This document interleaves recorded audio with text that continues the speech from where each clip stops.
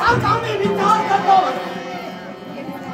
हा प्रसंग आमच्या बाबतीत का घडावा आज घडलंय ते असं का घडावं एक सारखा मी विचार करतोय आणि त्याच विचारानं मस्तकात मळवानं एक सारखं भेट खावतोय हे असं का घडावं ज्या उद्देशाला मी प्रेरित झालो श्रेष्ठांच्या आशीर्वादानं ज्या अश्वाची जबाबदारी आम्ही सांभाळली पण तोच अश्व आज आमच्या दृष्टीगोचर व्हावा असं का घडावं काय आम्ही आमच्या श्रेष्ठांना सांगावं अश्व कसा दूर झाला आणि याच विचारानं आमचं मस्तक बदल झालंय पण असं जरी असलं तरी आठवतात ते मागील दिवस तो 18 दिवसातील महासंग्राम आणि त्यात महासंग्रामात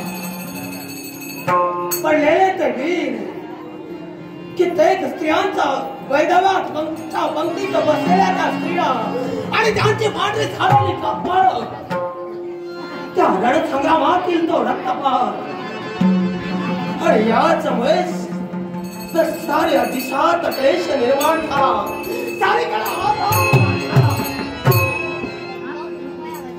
पांडव ते युद्ध जिंकले कौरवांचा शेवट झाला पण ते युद्ध जिंकून सुद्धा पांडवांना शांतता मिळू शकली नाही राजे युधिष्ठिराला ते राज्य नकोसं झालं नको तो विजय असा वाटू लागला पण त्याच वेळी गोपाल कृष्ण आणि व्यास महंतांनी सांगितलं हे युधिष्ठिर पाश्चात्य गोष्टी माग पडल्या पण याच वेळी पाप क्षालनासाठी आणि विश्व शांतीसाठी तुला अश्वमेध यज्ञ करावा लागेल त्याच वेळी राजे युधिष्ठिराने प्रश्न केला हे गोपाल कृष्ण अश्वमेध यज्ञ करायचा मग त्यासाठी श्यामकर्ण अश्व आणि तोच श्यामकर्ण अश्व कुठे मिळेल त्याच वेळी गोपाल कृष्णाने सांगितलं भद्रावती नरेश राजा यवनाक्षा सूर्य देवतेनं अश्व दिलाय तो अश्व मिळवल्यानंतर अश्वमेध यज्ञाला सुरुवात करायची तो आमचा जो फल सुरू होता त्या साऱ्यात आम्ही सुद्धा उभे होतो अनाहूतपणे आमच्या मुखातून शब्द निघाले आजोबा भीमसेन सांगा आम्ही आणावा का तो अश्व का आम्ही आणावा का तो अश्व हे आमच्या मुखातील शब्द ऐकले आजोबा भीमसेनांचा मस्तक प्रोदिष्ट झाला आणि त्याच वेळी त्यांच्या मुखातून शब्द निघाले हे मेघवर्ण तर वीराच्या पोटावी तू कोसा कसा निघाला वीराच्या पोटी जन्म घेऊन तू हा प्रश्न विचारावास अरे तुझ्या पित्यानं स्वतःच्या देहाची आहुती त्या रणसंग्रामात दिली आणि तू आम्ही आणावा का असं विचारतोय का म्हणण्यापेक्षा आम्ही आणतो असं म्हणाला असतास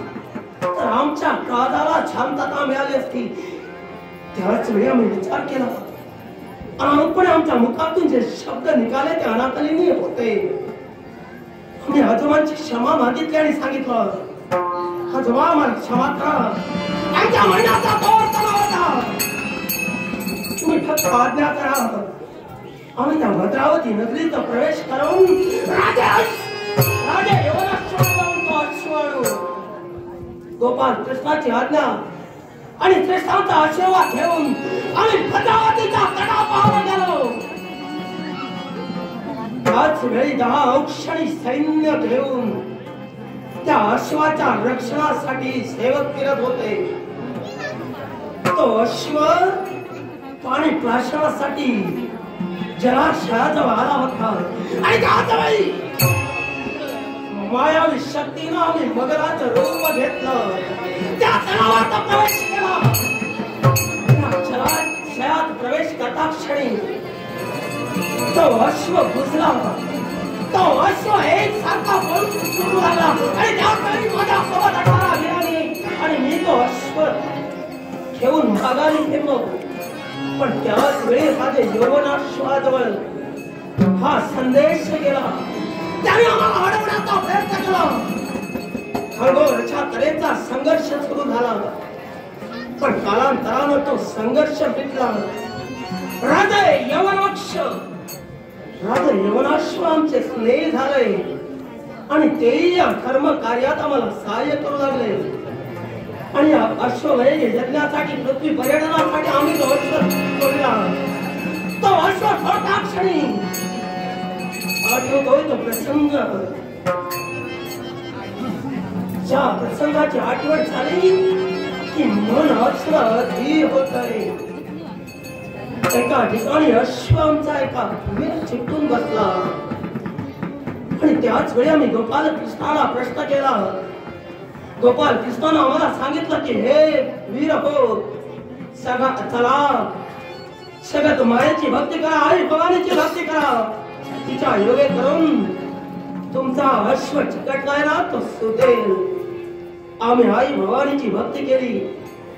आई भवानीचा योगे करून गणेशाला प्रसन्न करून घेतला. त्याच वेळी आमचा अश्व त्या शेळेपासून दूर झाला. आमच्यावरचं संकट दुरापास्त झालं आणि आम्ही अश्व घेऊन दिग्विजयासाठी निघालो असताना पुढच्या उंचावर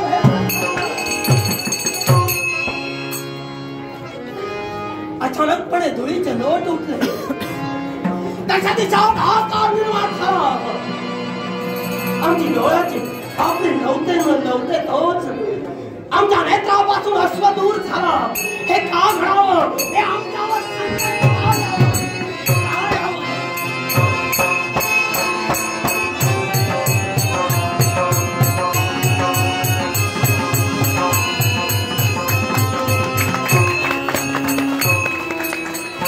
विचार करतोय देव गोपाल कृष्णाच्या आज्ञेनं आणि व्यासाने केलेलं मार्गदर्शन अनुसरून किंवा अश्वमेध यज्ञाला प्रारंभ केला. आमच्या माते दिलेली जबाबदारी पार पडत असताना आज मात्र अपयश आमच्या जीवनात लाभलं आणि ते अपयश किंवा आमच्या जीवनात लाभलं असताना तर त्या क्षणाचा त्याग केला आणि सांप्रत मेघवर्णाच्या शोधार्थ भटकण्याचं कार्य आम्ही करतोय.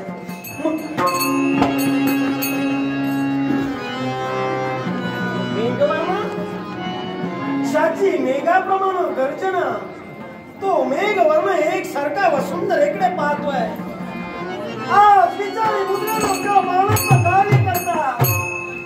विचारिता हे काच कारणासाठी कोणत्या जबाबदारी पूर्ण करणारा शहाणपणा. अरे जबाबदारी सारखा मूर्खपणा नाही आणि पार पाडणाऱ्या सारखा शहाणा नाही. पण आज तोच शहाणपणा आमच्या अंगाशी येतो. काय कसं वाटलं माझं? तुला ज्ञातच असेल जी जबाबदारी आम्ही वीराने आमच्या खाली घेतली ती जबाबदारी पार पाडत असताना आज हे घडलंय. ते अनाकलनीय आहे आणि ते घडलंय. आम्ही श्रेष्ठांना कसं सांगावं याचा विचार करतो. अरे पण नेमकं तुझ्या जीवनात काय घडलंय कळेल का? हे वीरश्रेष्ठ, अश्व आम्ही पृथ्वी दिग्विजयासाठी सोडिला. तो अश्व आम्ही घेऊन चालत असताना धुळीचा लोट उठलाय. आकाशात हाहाकार सुरू झाला आणि आमच्या दृष्टीपासून तो अश्व दूर झाला. नाही अश्व कुठं गेलाय पण मला आत्मविश्वास मात्र होता. अरे माया विद्येच्या जोरावर आणि माया विद्येत पारंगत असल्या कारणानं नक्कीच मेघवर्णाला ज्ञात असेल की आपला अश्व कुठं गेलाय. वास्तविक तुझ्या जीवनात अपयश येता उपयोगाचं नव्हतं पण सांप्रत मात्र परिस्थिती दोघांची एकच झाली आहे.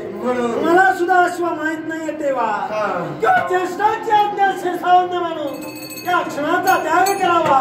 सांप्रत शांतीपर्यंत झालं हे तुझ्या माझ्यासाठी हेच घडलंय ते आमच्या श्रेष्ठांना सांगावं.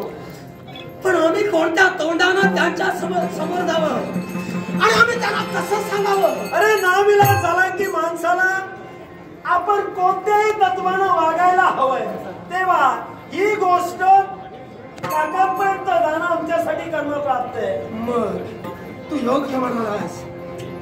जे घडलंय ते मनात ठेवून कुठं राहण्यापेक्षा आणि ज्येष्ठांना प्रथम करणं, त्यांचं मार्गदर्शन घेणं योग्य आहे. म्हणून ज्येष्ठांच्या आज्ञेशिवाय काही होणार नाही. आणि तेव्हा किंवा सावली देवापर्यंत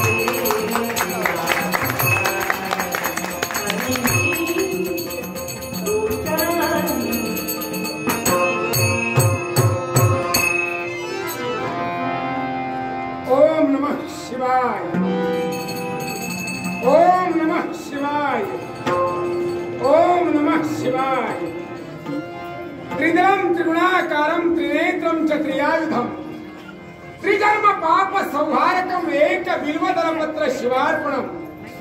हे उमाराया, हे करुणालया, हे दक्ष जामाता अरुण भूषणा ऋषभारोहणा, मदनावती नरेश, राजकर्ता राजा मदन भद्र, तुझ्या पूज्य आणि पवित्र चरणी शतशः वंदन करतोय. हे सदाशिवा, तुझ्या कृपेचा आश्रमात सदैव आमच्या पाठीशी असावा ही एकच सदिश्य आहे. येन देवान वियंती नो च विद्विषते मितः ततत् कृण्मो ब्रह्मवो गृहे संधानमं पुरुषेभ्यः.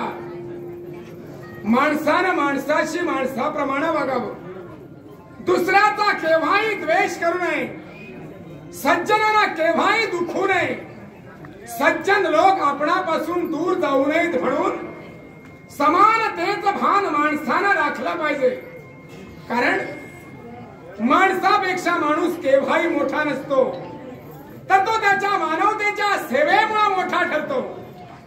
आणि हीच आमच्या पूज्य गुरुजनांना दिलेली उदात्त शिकवण आमच्या हृदयाच्या गाभाऱ्यात कायमची जतन करून ठेवून हे मदनावतीचा पाठ साम्राज्य आणि त्या साम्राज्याचा शास्ता म्हणून राजदंड हाती घेऊन माझ्या प्रजाजनांना न्यायदान करण्याचं मी कार्य करतो. परोपकाराय फलंती वृक्षः, परोपकाराय दुहंती गावः, परोपकाराय वहंती नद्याः, परोपकारार्थमिदं शरीरम. हे भगवान, वृक्ष फुला फलाने बहरतात हे केवळ दुसऱ्यासाठी. गोमाता दुग्धपान करते ही सुद्धा दुसऱ्यासाठी नव्हे नव्हेच तर शांतपणे वाहणारी गंगा माता वाहते ही सुद्धा दुसऱ्यावर उपकार करण्यासाठी. आणि म्हणूनच या नश्वर कायेचा उपयोग दुसऱ्याच्या कल्याणार्थ आणि दुसऱ्याच्या संरक्षणार्थ आणि दुसऱ्याच्या अभ्युदयासाठी झाला पाहिजे. हे शब्द आमच्या मनाशी कोरले आणि हे राज्य चालवण्याचं कार्य आम्ही करतो आहोत. पण हे सदाशिवा, प्रतिदिनी प्रातःकाली उठल्यापासून अखंड या माझ्या मदनावती नगरी शिवनामाचा जयघोष चाललाय, अखंड शिवनाम चाललंय.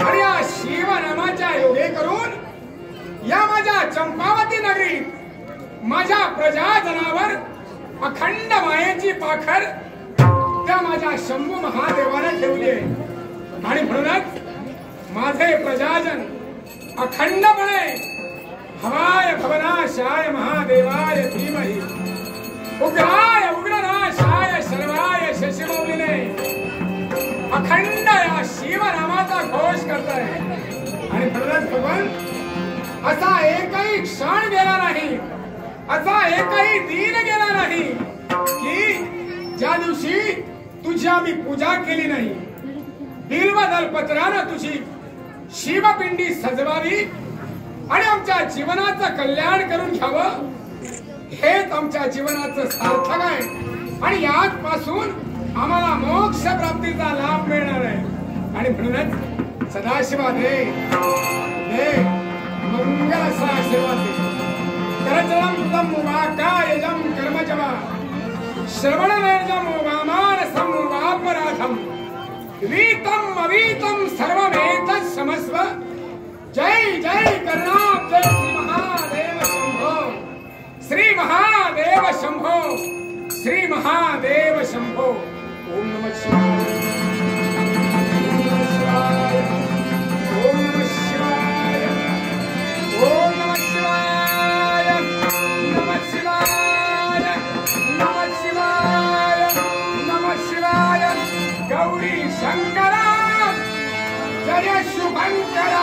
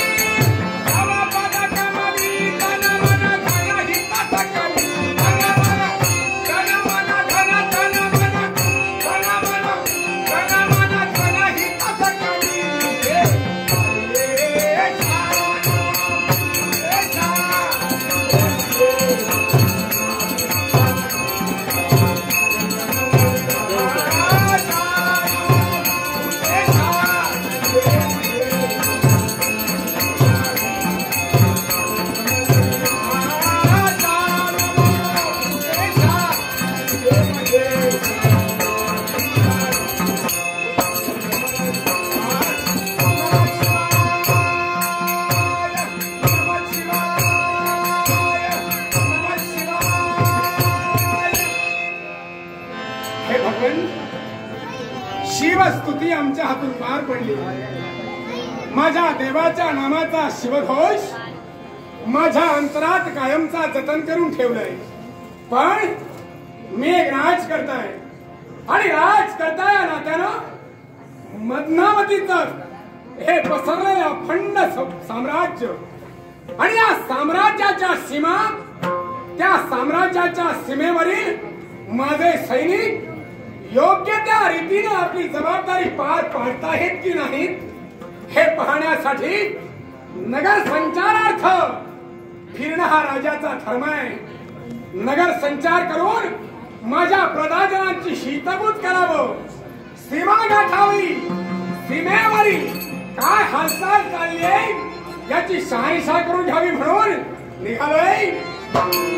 राज दरबार सोडून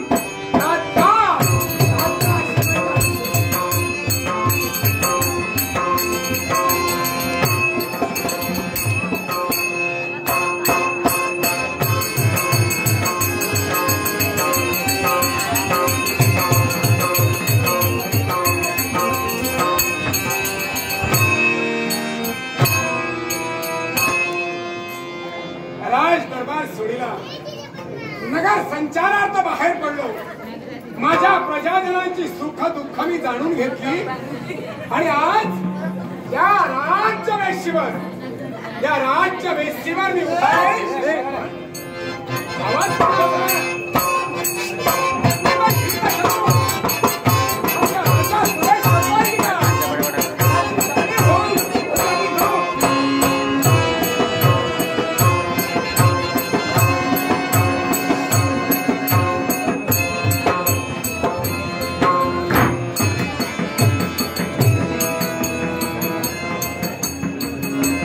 क्षणभर असं वाटू लागलं की एखादा हित शत्रू, एखादा परकीय शत्रू आमच्या राज्यात प्रवेश करतोय की काय, किंवा आमच्या राज्यातून बाहेर जाण्याचा प्रयत्न करतोय की काय.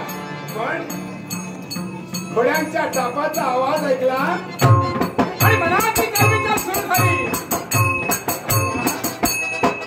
सुंदर, अति सुंदर, अति सुंदर.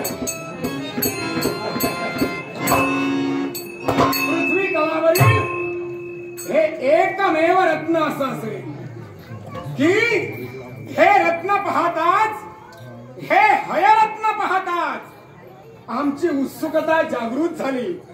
अरे बाप रे, काय पाहतोय मी.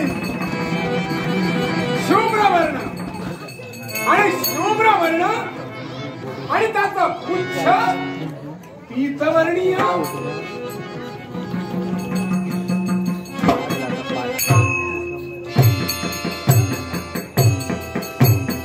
काय पाहतोय, या अश्वाचे कर्ण नीलवर्णीय आहेत.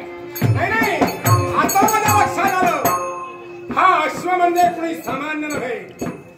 ज्या विधात्यानं या पृथ्वीवर जी रत्न निर्माण केली त्या रत्नातीलच हे रत्न. या अश्वाच्या मस्तकी पत्रिका नव्हे, ही सुवर्ण पत्रिका. आणि अश्व अगदी फुलांच्या माळांनी सजवलाय. पण या अश्वाच्या मस्तकावरील पत्रिकेचा भावार्थ जाणून घेणं हे इष्ट होय. पत्रिकेचा भावार्थ जाणून घेणं हे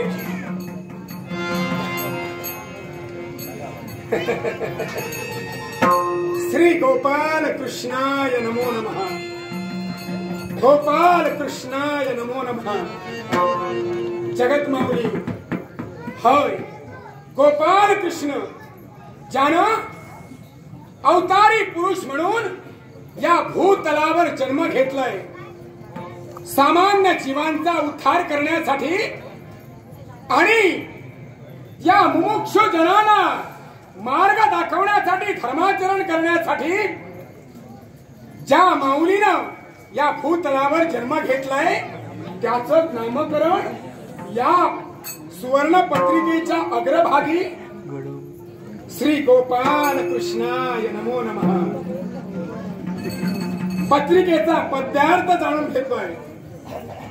युधिष्ठिरे मांडिलासी याग त्या निमित्त सोडिला हा तुरंग.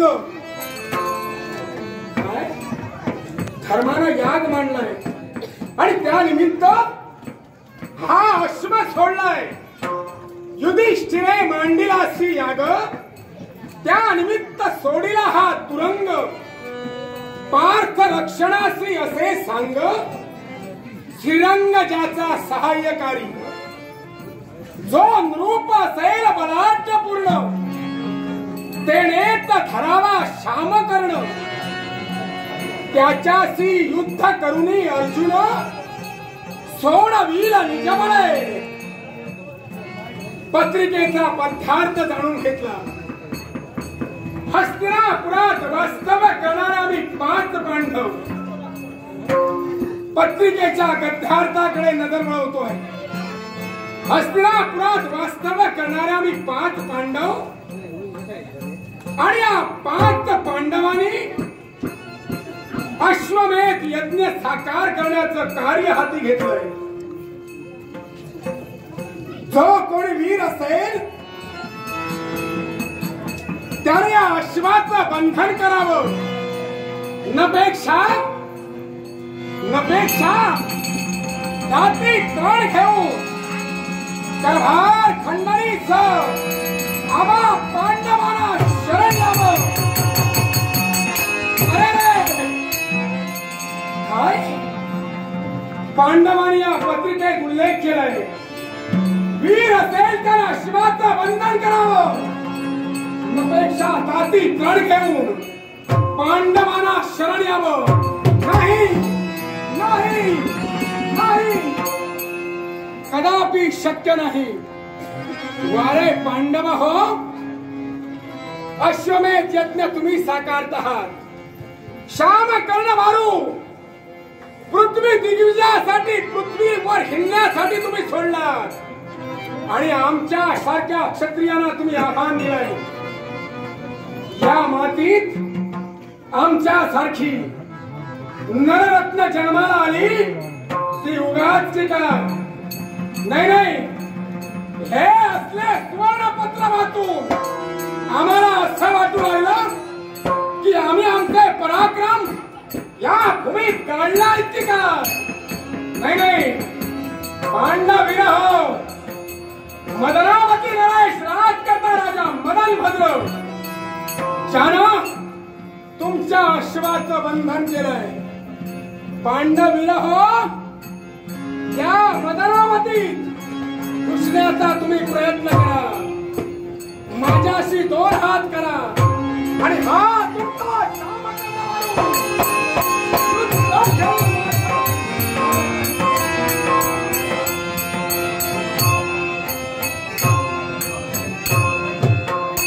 वीराया धर्ममया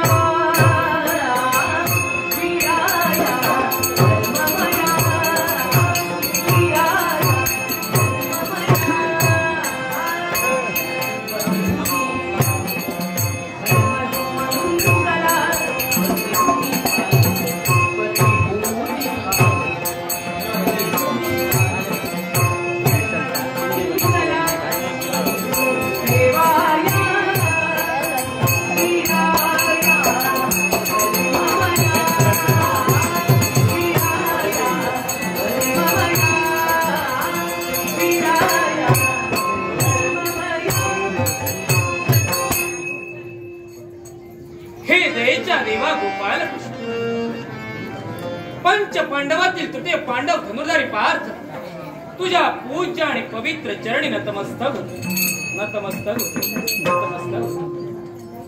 आतापर्यंत देवतेचा आशीर्वाद घेतल्याशिवाय आम्ही आमच्या दिनचर्येला सुरुवात केली नाही. हे देवा, तुझिया श्वासे पान हलते, हर्षे तुझिया फूल खिलते. रवी चंद्राचा तू निर्माता, शरण तुला भगवंता, शरण तुला भगवंता, शरण तुला भगवंता. देवा, ज्या ज्यावेळी या पांडवांवर संकट आलं त्यावेळी अगदी 5ही पांडव स्वतःच्या गळ्यातील ताईत बनविलीस आणि अगदी साबलीप्रमाणे आमच्या पाठीशी खंबीरपणे उभा राहिलास. देवा तुझ्या आशीर्वादानं नव्हे तर तुझ्या मार्गदर्शनानं प्रति अमरावती म्हणजे इंद्रप्रस्थाची स्थापना देखील आम्ही केली.